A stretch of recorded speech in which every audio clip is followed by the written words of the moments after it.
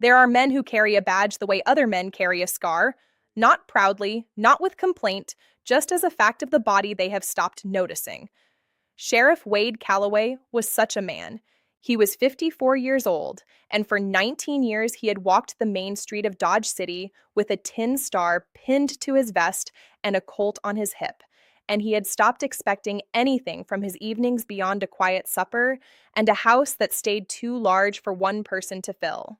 He had buried his wife Sarah 4 years ago, not violently, the way men in his line of work sometimes met their ends, but slowly, the fever taking its patient time the way fevers do when they intend to finish the job properly. He had sat with her through all of it, and when it was done, he had gone back out on patrol the next morning because the town didn't stop needing a sheriff just because a man's chest had gone hollow. That was what people said about Wade Calloway afterward, that he went back to work the next morning. Some said it with admiration, some said it with a certain worry they didn't voice directly. Wade himself had no opinion about it. He simply hadn't known another way to be. He ran the county the way he ran everything, thoroughly, without drama, the kind of law that didn't need to raise its voice because it had already earned the town's respect through 19 years of showing up. He broke up the saloon fights before they turned to shootings. He rode 2 days out to settle a land dispute between neighbors before it became a feud. He had killed 3 men in the line of duty, each time with visible reluctance, and had never once spoken about any of them afterward. Dodge City in 1878 was, by every account, one of the wildest cattle towns in Kansas, the railhead bringing cowboys fresh off the trail with money burning holes in their pockets and trouble following close behind. It was a place that required a particular kind of man to keep it standing upright, and Wade Calloway was that man, though the effort of being him had begun, quietly, to cost him something he'd stopped bothering to name. Clara Whitfield ran the boarding house at the end of Front Street, had run it for 6 years since her father's heart gave out and left her the building and the debts both. She was 27 years old, dark-haired, with the particular steadiness of a woman who had learned early that nobody was coming to save her and had made her peace with doing the saving herself. She cooked for a dozen boarders every night, kept the accounts with a precision she'd taught herself from a ledger book because Dodge City didn't have the kind of schooling that taught bookkeeping to girls, and could quiet a drunk cowboy with a look that most men in that town needed a gun to achieve. Wade had known her 3 years, the way a sheriff knows most everyone in a town that size, and by sight, by reputation, by the occasional necessary conversation when a boarder got rowdy and needed escorting out. What he had not noticed until a particular evening in September was how much he had come to look forward to those conversations. She brought him coffee at the jailhouse on the nights he worked late, which was most nights. Not because anyone asked her to, not because it was owed, just because she had noticed, the way she noticed most things about that town, that the sheriff sat alone in a lit window past midnight far too often, and it seemed to her a small, correctable unkindness that nobody else appeared to be correcting. She had been doing this for the better part of 2 years. Wade always said the same thing when she set the cup down. "You didn't have to do that." Clara always gave the same answer. "I know." It had become its own kind of conversation between them, a shorthand for something neither one examined too closely, the way certain habits become load-bearing in a life without either party admitting it. On a Tuesday evening in September, she brought him a slice of pie along with the coffee, wrapped in a cloth still warm from the oven. He unwrapped it at his desk, looked at it, then at her, and he smiled. The rare smile, the one that arrived slow and changed the whole shape of his face, the one that made the hard lines of 19 years look, for a moment, like they belonged to a younger man. "If I were 10 years younger," he said, "I'd have asked you to marry me a long time ago." He meant it lightly, the way a man says a thing designed to land soft and pass on by unremarked. Clara looked at him with an expression he did not know how to read, because for Clara Whitfield it was not a joke at all. The town of Dodge City had opinions about Clara Whitfield. This was not surprising. A cattle town in 1878 had opinions about everything, and it had particular opinions about a young woman who ran a boarding house alone and did not seem to be looking for rescue. The opinion that concerned Clara most was the one about Everett Trask. Everett was 26, the son of the man who owned the largest cattle brokerage on the rail line, handsome in the practiced way of men who had never once doubted it. And he had been courting Clara's attention since the spring, not aggressively. He was too smooth for that. He brought supplies by the boarding house at cost. He made a point of tipping his hat when he passed her on the walk. He said the correct things in the correct tone, and the town approved of him thoroughly. He was young, he was prosperous. He would, the ladies of Dodge City agreed over their sewing, make Clara Whitfield an excellent husband, sparing her the burden of running that boarding house on her own for the rest of her days. "That Trask boy is a good match," Mrs. Pruitt at the dry goods store told her plainly. "You could do considerably worse." Clara thanked her, bought her flour, and said nothing further. Her friend Louisa, recently married and therefore, in her own estimation, an authority, was more direct still. "He's asked to walk you home 3 times this month, Clara. 3 times. At what point do you give the man a chance?" "When I want to," Clara said pleasantly. "And when will that be?" Clara looked out toward the jailhouse window, lit as it always was past midnight. "I don't know," she said, which was not entirely true. She had a fairly clear sense of when she intended to give Everett Trask a chance, and the honest answer was approximately never, a truth she was not yet ready to say aloud because saying it aloud would make it real, and real things carried consequences a woman in her position could not always afford. She had baked the pie on a Monday evening with apples from the tree behind the boarding house, the good ones that came in sweet in September. She'd made the crust the way her mother taught her, cold butter, cold hands, don't overwork it, and had crimped the edges with more care than the occasion strictly required, a fact she would later admit to herself and to no one else. She'd carried it to the jailhouse under a Kansas sky doing what Kansas skies did in September, an improbable stretch of blue that made the whole dusty street look, briefly, like something worth painting. Before we go on, I want to know what country you're listening from today. Drop it in the comments. From the United States to Australia, from Canada to Ireland, it means everything to know where this voice is reaching tonight. Now let's get back because Sheriff Wade Calloway is about to figure something out. Wade Calloway was not a man who processed things quickly. 19 years of lawkeeping had taught him that the fast conclusion was usually the wrong one, and that a man who drew before he thought clearly was a man who ended up either dead or sorry. He turned the pie and what he'd said about it over for the better part of 2 weeks. During those 2 weeks, he broke up a fight at the Long Branch that might have gone to guns if he hadn't gotten there first, rode out to settle a dispute over a stray herd, replaced the hinge on the jailhouse door that had been sticking since spring, and had 3 separate conversations with his gelding, Ranger, an elderly and patient animal, about the nature of things that arrive without asking permission. Ranger's contributions to these conversations were limited to the occasional ear flick, but his attention, Wade felt, was sincere. On the 14th day, Wade stood at the counter of Pruitt's Dry Goods and heard without asking that Everett Trask had asked to escort Clara Whitfield to the Cattlemen's Ball at the end of October, and that Clara had said she'd think it over, which the ladies of Dodge City agreed was practically a yes. Wade bought his tobacco. He walked back to the jailhouse.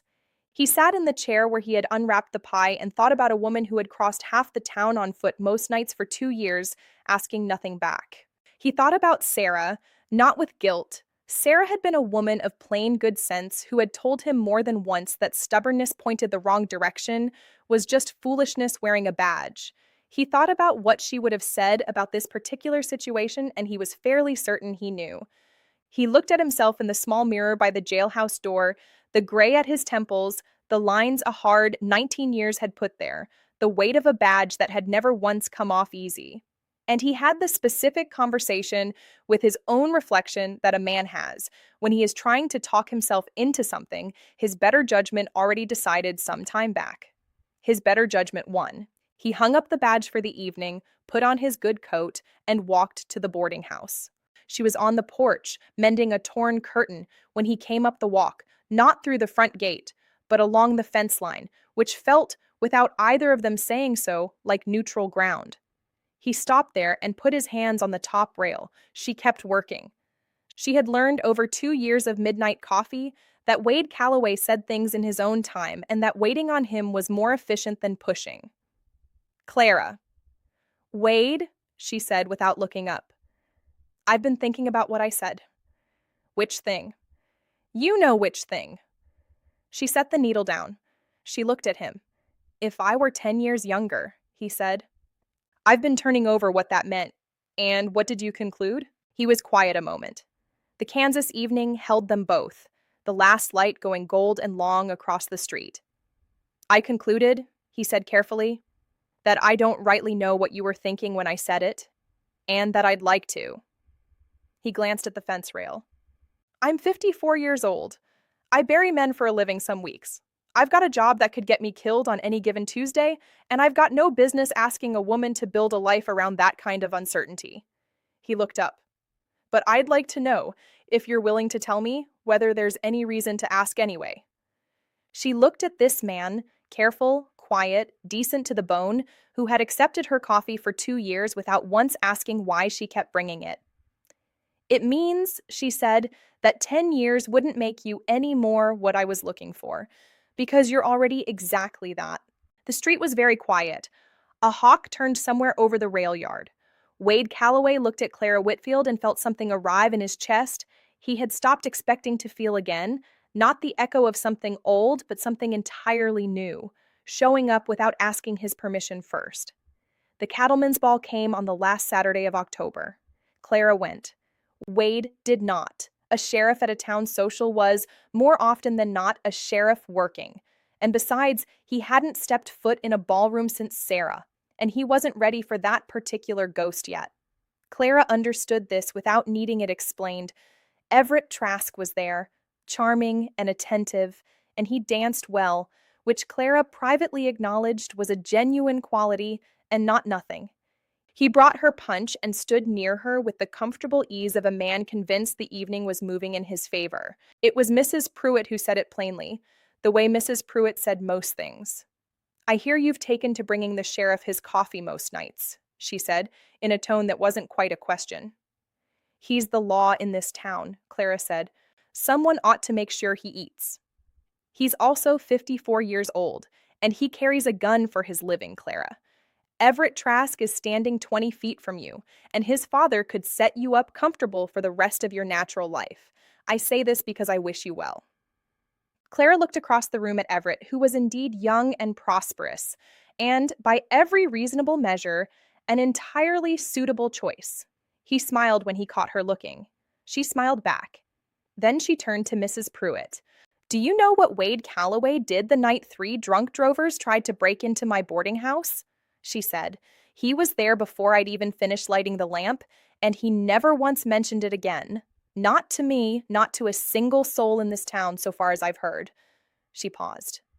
That's not a small thing, Mrs. Pruitt. That's the whole thing. She left the ball early. She walked home under a Kansas sky gone dark and thick with stars, past the jailhouse window still burning, and thought about the whole thing and what it meant to recognize it when you finally saw it plain. Everett Trask was everything the town wanted for her. Wade Calloway was what she wanted for herself. She had watched her own mother choose carefully and her sister choose quickly, and had learned those were rarely the same choice. November came to Dodge City with the particular clarity that follows a hard cattle season, the drovers gone home, the dust settling, the wind off the plains carrying real cold now instead of just heat's memory. Wade had been building something, not dramatically, not in any way he drew attention to. Clara noticed it the way she noticed most things about that jailhouse, incrementally, the way you notice a garden coming in. The sticking door was fixed. The stove that had smoked all fall got a new flue. The second room at the back, the one that had held nothing but dust since Sarah, got swept out and aired. On a Thursday, not a night she usually came by, Wade knocked on the boarding house door. I've been doing some work on the jailhouse, he said when she opened it. I know, she said. You noticed I noticed. Clara, I've been bringing you coffee at that jailhouse for 2 years. I notice everything. He turned his hat over in his hands. I want to ask you something, and I want to ask it properly. She waited. Everett Trask is a good man, he said. The town knows it. He's 26 and he's got prospects, and there's every reasonable argument in his favor. He looked up at her. I'm 54. I've got a badge that could get me shot any given week, a jailhouse with a new flue, and a back room I just swept out for reasons I only worked out yesterday. I can't compete with reasonable arguments." "Then don't," she said. He looked at her.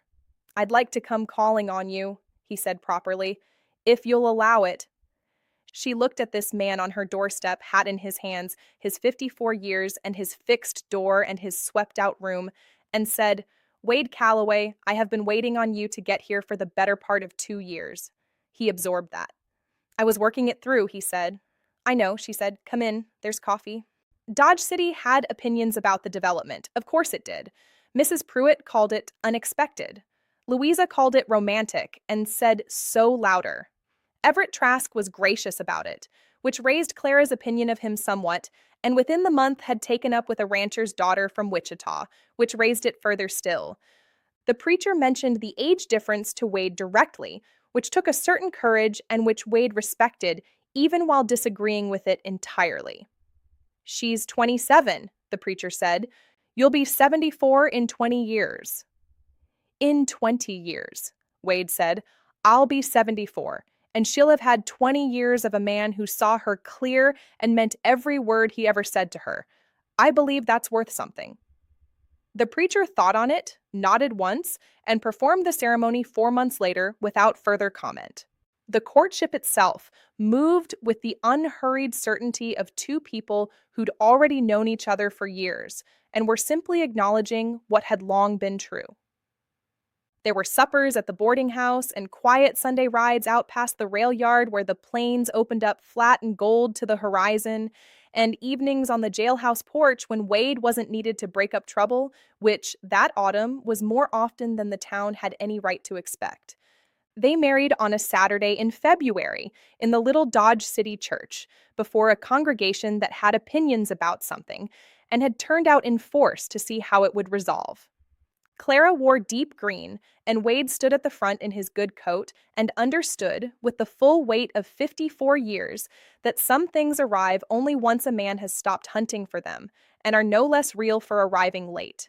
Their son came the following winter, a boy they named Samuel for Wade's father. He arrived with his mother's dark hair and his father's slow, deliberate way of taking in a room, which made him from the very start a person worth watching.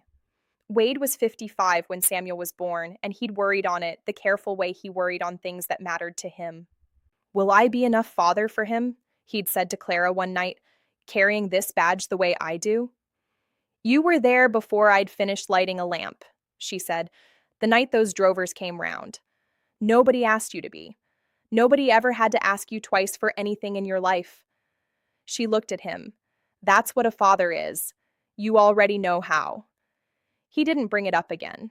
On a September morning 3 years after the pie and the joke that wasn't a joke, Wade was walking the last patrol of his shift when he saw Clara coming up Front Street with Samuel on her hip, dark-haired and serious-faced, watching the street the way a child does when he's filing the whole world away for later. She came to him. He took the boy from her arms, and the child looked up at him with his mother's eyes, sharp and direct, and entirely unafraid.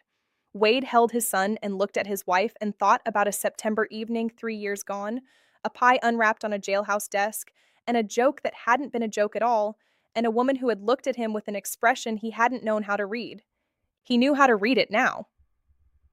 "If I were 10 years younger," he said, not as a joke this time, but as the plain acknowledgement of a man who understood exactly what he'd nearly let pass him by. Clara looked at him with the same expression that had started everything. 10 years wouldn't have been enough, she said. I needed exactly you, exactly this. Samuel looked between them with the serene incomprehension of a small child who would not understand this story for years yet, but would grow up warmed by it all the same. Wade handed the boy back to his wife, and the three of them walked on down Front Street together in the Kansas morning, and Wade Calloway was grateful, past all calculation, past all the arithmetic of age and risk and years worn hard into a face, that he had made a pie worth saying something foolish about. Wade Calloway nearly talked himself out of the best thing that ever happened to him. Not from cowardice. A man doesn't wear a badge 19 years out of cowardice, but from arithmetic. He counted his years and found them too many. He counted the danger of the work he carried and concluded it disqualified him from asking anything of anyone. He was being responsible. He was being realistic. He was being, as Clara might have said with that dry patience of hers, wrong. Age is real. Risk is real. Neither one of them ever pretended otherwise. But Wade had made the mistake so many of us make, confusing the arithmetic of years and danger with the arithmetic of worth. He'd counted the number and concluded he was too much of one thing and not enough of another. Clara counted differently. She counted the man who showed up before the lamp was even lit, the man who said what he meant and meant what he said every single time in a town that didn't always reward honesty, the man who smiled rarely and meant it every time he did. That is not a man with too many years behind him. That is a man who spent every one of those years becoming exactly who he was. And sometimes, not always, but sometimes, the person who sees that most clearly is the one who's been bringing the coffee all along. Don't let the arithmetic stop you from asking the question. The badge, the years, the risk, none of it disqualifies a man from being exactly what someone has been waiting on a quiet street in a lit window past midnight. I want to say something before I go tonight. If you rode this whole way with me, thank you, truly. That's your time, your attention, and I don't take either one lightly. Wherever you are, whatever hour finds you listening, I hope this one gave you something warm to carry home. Until next time, keep riding.